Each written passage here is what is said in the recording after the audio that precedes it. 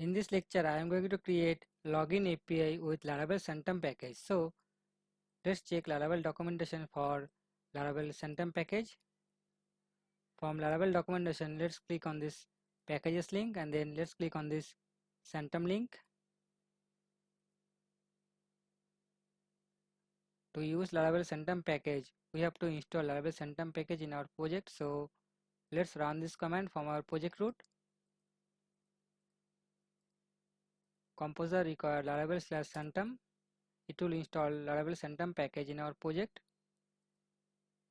So Laravel Centum package successfully installed. Now let's run PHP Artisan vendor publish and then Laravel/Centum, then Centum service provider to publish the vendor.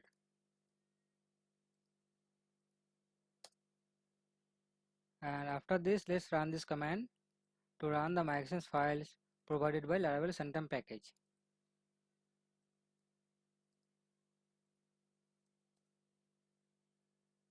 Then we have to add these lines of code inside the API middleware inside our app http kernel.php file. So let's open our kernel.php file inside our app http folder and let's add these lines of code inside this API middleware. And then to use Laravel Centum package, we have to use has API tokens inside our user model. So let's open our user model and let's import has API tokens here and then let's use this trait here. Now I'll create API endpoint for login functionalities. Method will be post and URL will be auth/login and it will execute auth controller's login method. Now let's open our auth controller and let's create a method called login inside our auth controller.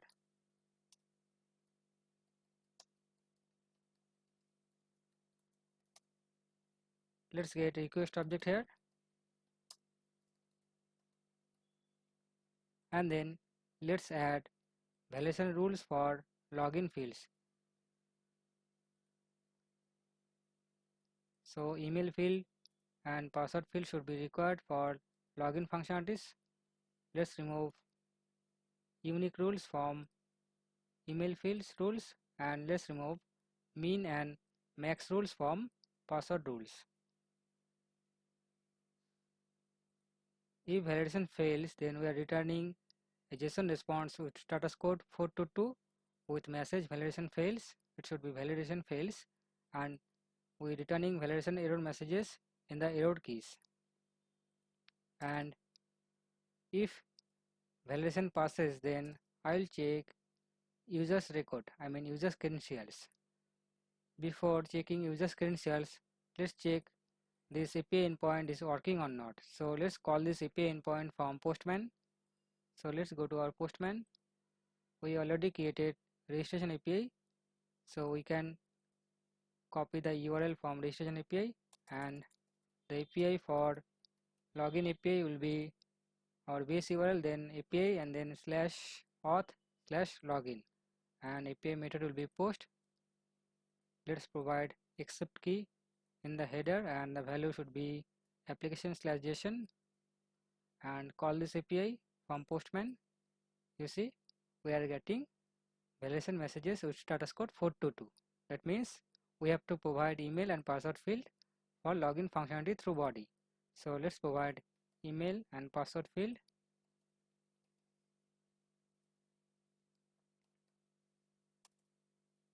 Let's provide email john@gmail.com.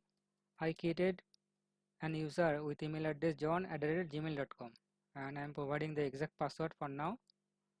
If I call this API, I will not get any response because we did not return any response if validation passes. So inside this login method, first of all I will check if user's record exists in our database with the email user is providing. So I will search our users table user where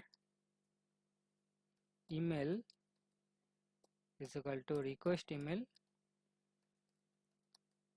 and I will take the first record and I will store user's data to this $user variable.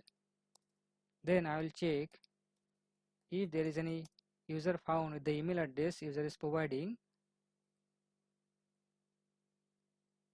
Then I will check user's password.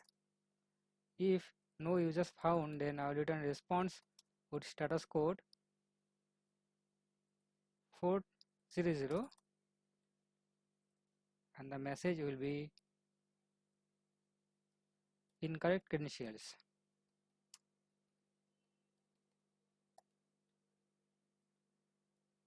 And if there is any user found, then I will check user's password.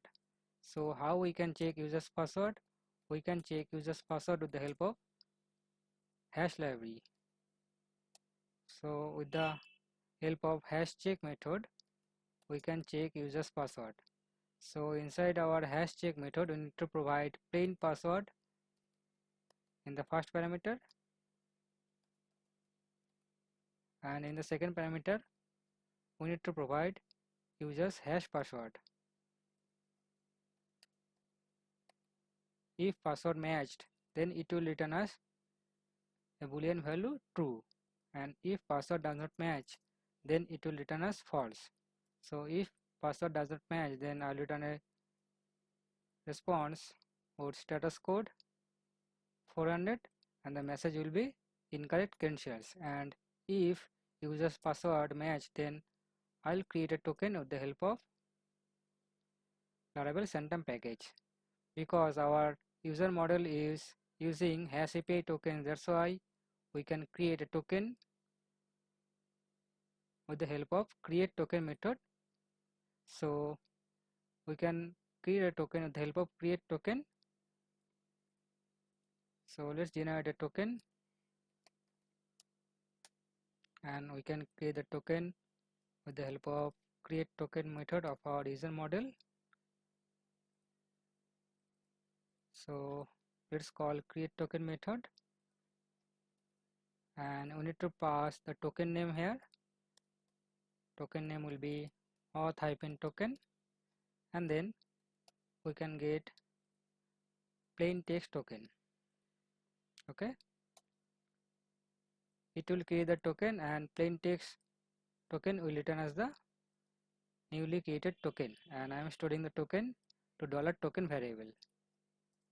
Then I will return a response with status code 200 and message will be login successful.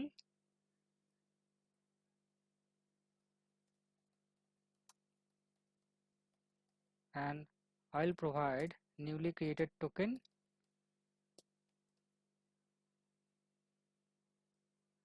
and then I will also provide users data with the response. So that's it for the login functionalities. Now let's check our login functionalities. First of all, let's provide incorrect credentials. Call this API, you see we are getting a message incorrect credentials with status code 400. Okay, now let's provide correct credentials. You see we are getting a token with status code 200 and we are also getting users data with this data key. Okay, so our login functionality is working. In the next lecture I am going to tell you how we can create a protected route so that a user need to provide this API token to the header. Okay, so stay connected.